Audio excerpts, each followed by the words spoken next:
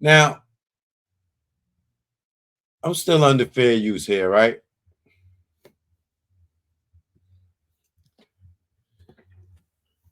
Getting back into this Biggie case and Tupac case, right?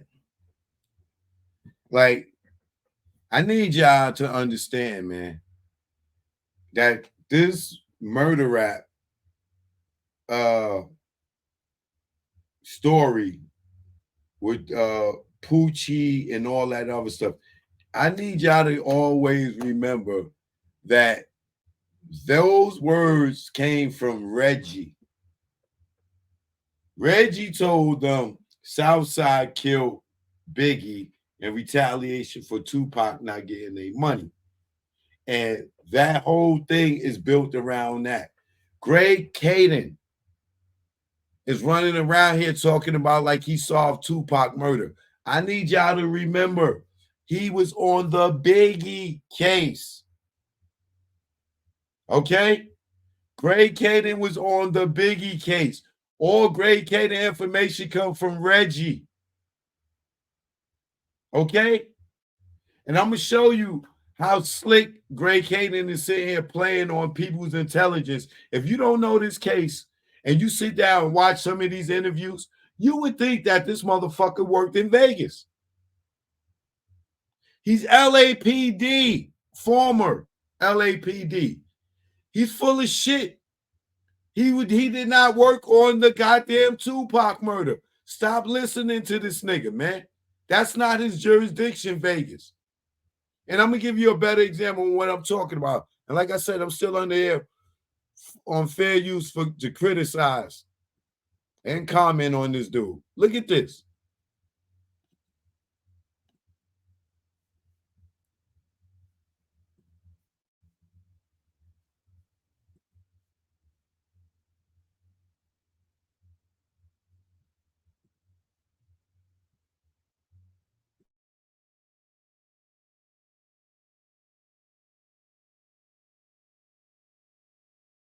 Please, Greg. So Keffe D's name came up early on in the investigation because we knew that his nephew Orlando Anderson was the primary suspect from the start. And so his name was always associated with the case.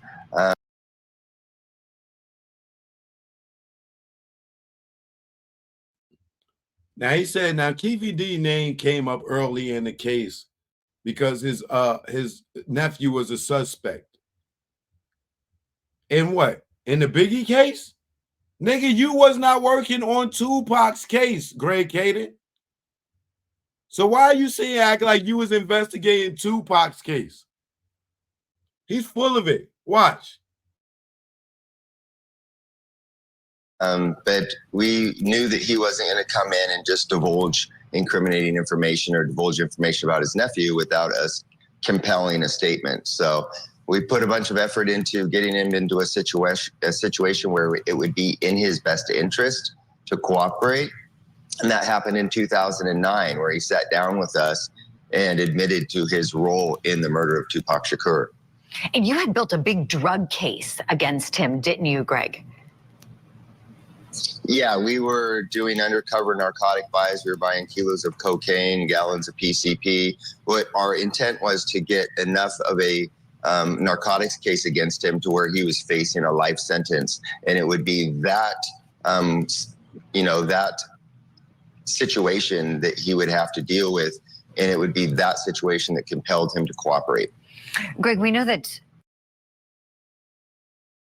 Once again, that was to get him to talk about the Biggie case, not the Tupac case.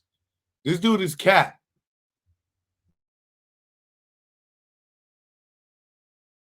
Dwayne Keffe D. Davis has called himself a gangster proudly, been somebody who's been very proud of his criminal past. How bad of a gangster is he, would you say? I know you have a lot of experience investigating gang cases.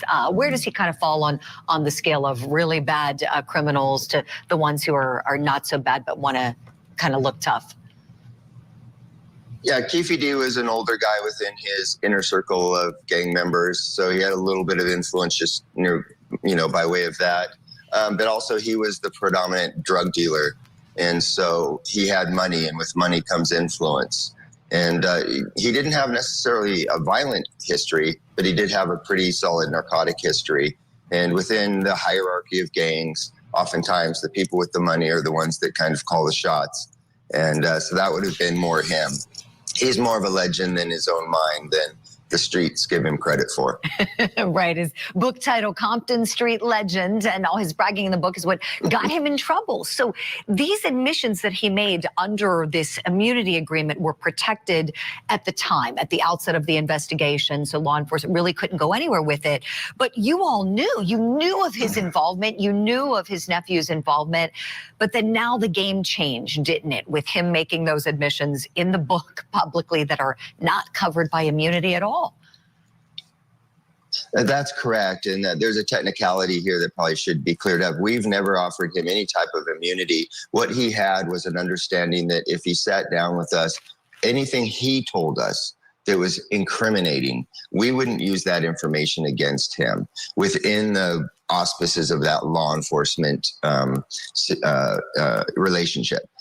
But once he left that and began to talk publicly about his role in the murders, then that he was no longer protected from his own self-incrimination. And that is what got him into hot water. That he was.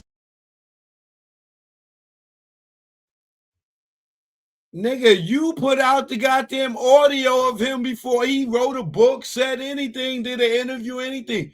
You put out Murder Rap, and you put out the audio of him telling the story. You put out the story. You put it out. You did. Nobody would have knew what he said. You did.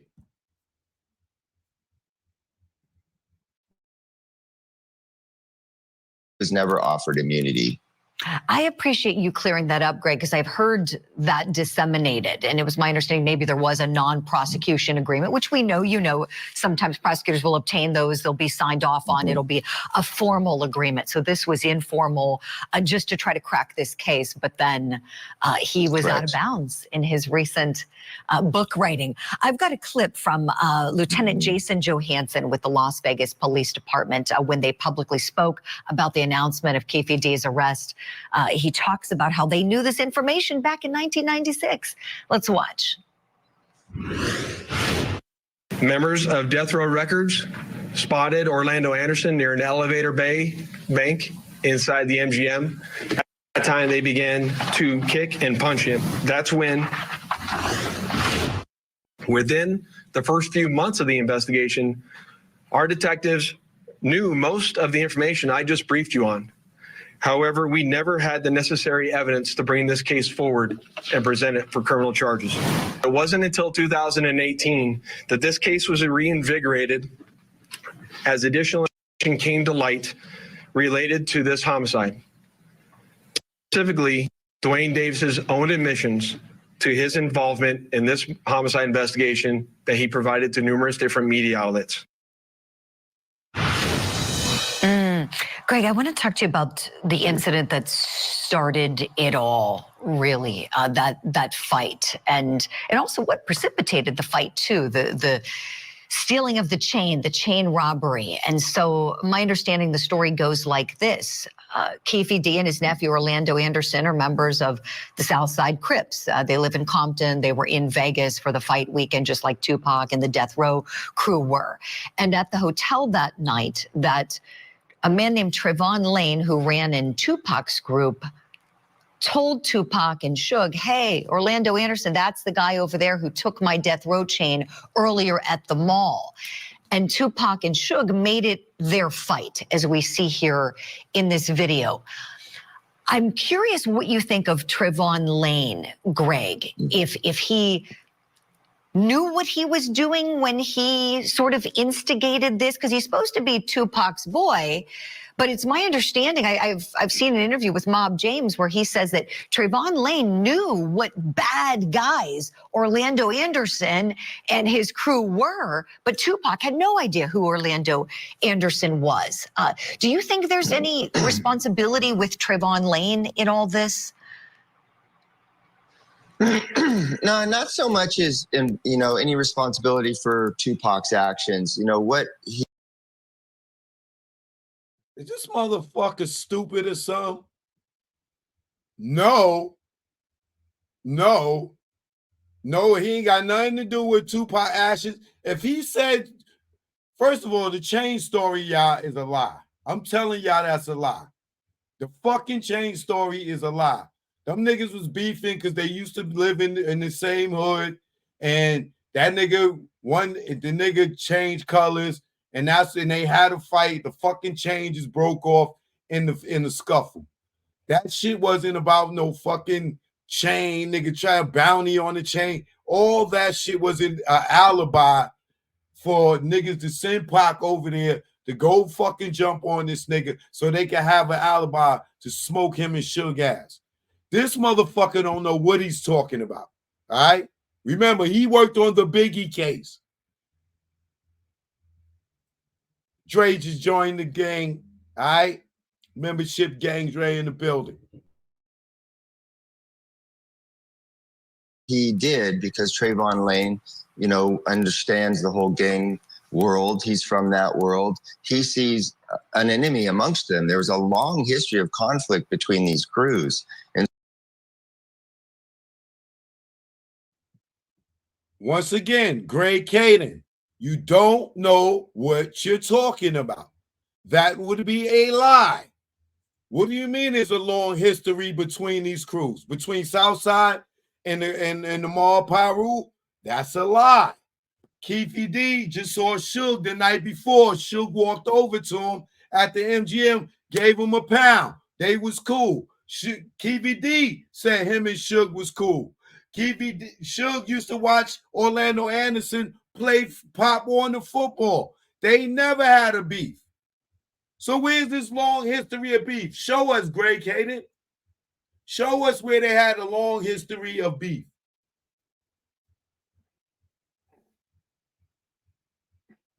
I know Trey was from Long Beach and turned Pyru.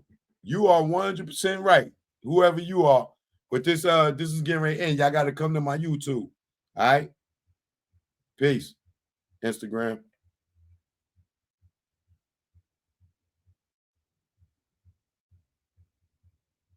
You go give TikTok some love on the live.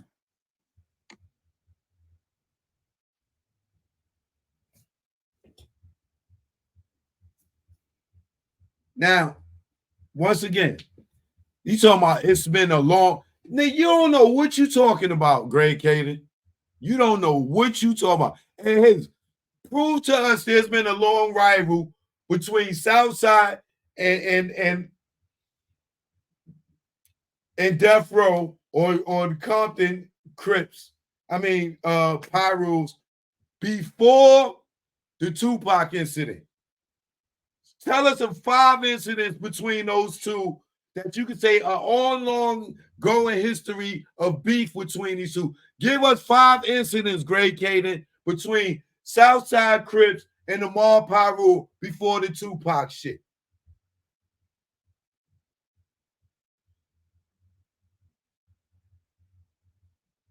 We'll wait.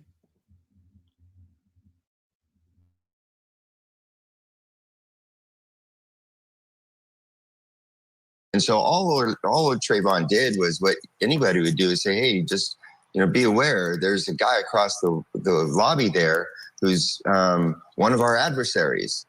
Tupac took it upon himself to then run across the lobby and sucker punch Orlando Anderson. And so I don't think. Another lie. This man has no fucking idea what he's talking about. Trayvon ever gave you a statement, Greg Kading, for you to say that? Did Trayvon ever give you a statement for you to say that?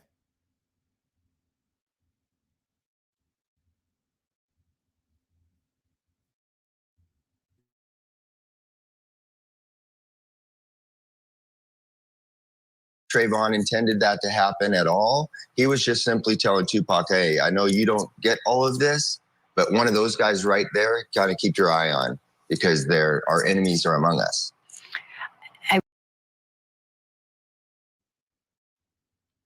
How do you just sit up there and make up some shit like that? How did he just sit there and make up some shit like that? And this lady, she don't know shit listening to this man.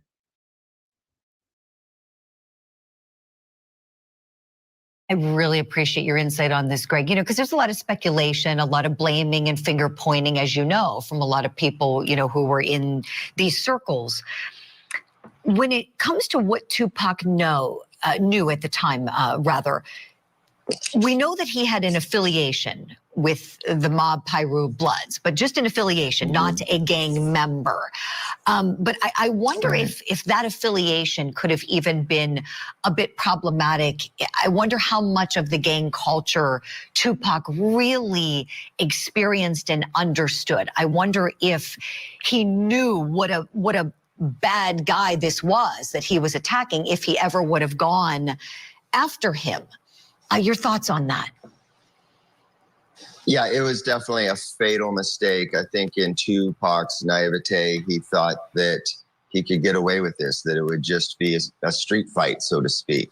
But he was embracing that gang culture. If you look at the history of what happened to him, he had left New York after being kind of betrayed by friends out there.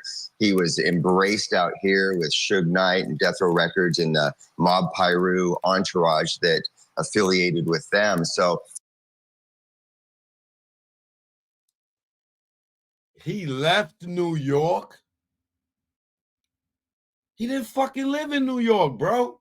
What are you talking about? He left New York because he was betrayed by his friends and went to, yo, shut up, Greg Kading, bro. Like, he's 100 times worse than in these other platforms who swearing they black and knowing what they talking about. Fuck out of here.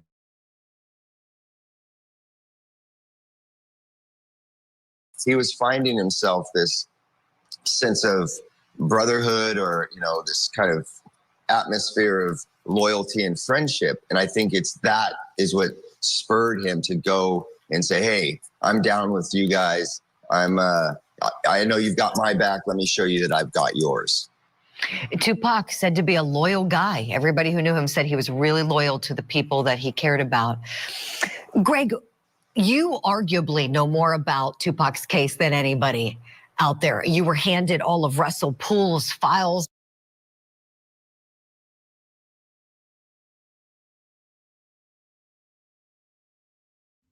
Lady, that's blasphemous right there. Greg Kading knows more about the Tupac case than anybody out here. Lady, you don't know who the fuck you talking to right now. Lady, you are tripping. Like, your nose, your forehead, your lip should be busted. You're tripping. You done fell and bumped your goddamn head. He know more than anybody about the Tupac case. You're smoking crack, lady. He's not even from Las Vegas Metro PD. He's from LAPD. He was not working on the Tupac case, lady. He don't know shit.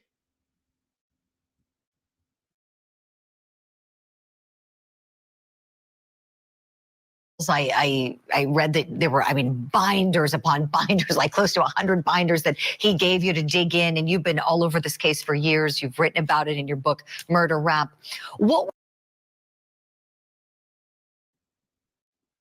At what point is he going to correct this lady and say, oh, when Russell Poole gave me all his cases and everything, Russell Poole was working on the Biggie case as well. I was working on the Biggie case. At what point is he going to tell this lady that? Or is he going to sit here and act like he really was in a detective or a homicide detective on the goddamn Tupac murder. This dude's he's a fucking clout chaser, bro. What would you say is the biggest misconception about it? Well, there's so many conspiracy theories, and they tend to make this a very complicated case. But at the heart of all of this, it comes down to a very simple situation. It's just street actions. It's gang activity, and it's just tit for tat. You do something to us, we're going to retaliate and do something to you. And that's all this really is. It's just an unfortunate situation where a bunch of young people, without a whole lot of respect for human life, took matters into their own hands. Right. Greg, do you think there would... Can I give you out a translation to that? A bunch of young niggas acting like animals, killing each other. Be any utility for prosecutors in bringing in Suge Knight at trial? None whatsoever. You know, Suge Knight has absolutely no credibility. Law enforcement knows that he's responsible for the murder of Biggie Smalls. He's already... Whoa, buddy. Whoa. Law enforcement already knows that he's responsible for the murder of Biggie Smalls? If I was Suge, I'll sue the shit out this motherfucker. Where's your proof to that, Greg Kading? Reggie telling you that Poochie got Teresa Swan or Tammy Hawkins to go up there on the visit and they set it up to Poochie with that Impala? Really? Suge ain't got no credibility. The only motherfucker alive living that saw who was in that car? You ain't got no credibility. You still ain't tell her you worked on Biggie case. You ain't work on the Tupac case. Fraud. This nigga said LAPD know Suge killed nigga. Really? He was trial and convicted of that? You got that from Reggie, nigga. After Reggie told you Southside killed Biggie first. Now Suge killed? Yo, bro. Suge shoot the shit out this motherfucker.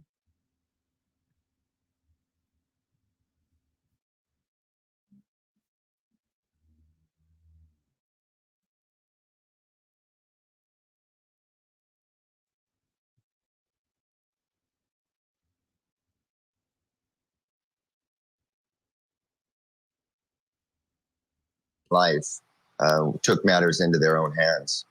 Right. Greg, do you think there would be any utility for prosecutors in bringing in Suge Knight at trial? None whatsoever. You know, Suge Knight has absolutely no credibility. Law enforcement knows that he's responsible for the murder of Biggie Smalls. He's already in prison for another unrelated murder. Every time he opens his mouth, he lies. So there's no credibility with Suge Knight. So therefore, there's no real value in bringing him forward. However, I do say this, that Tupac's case went unprosecuted for 27 years. And if there was one person responsible for that, it's Suge Knight. Suge Knight knew the moment that Tupac got shot, who had shot him. He looked across, he saw Keffe D. They'd known each other since childhood. All he had to do was provide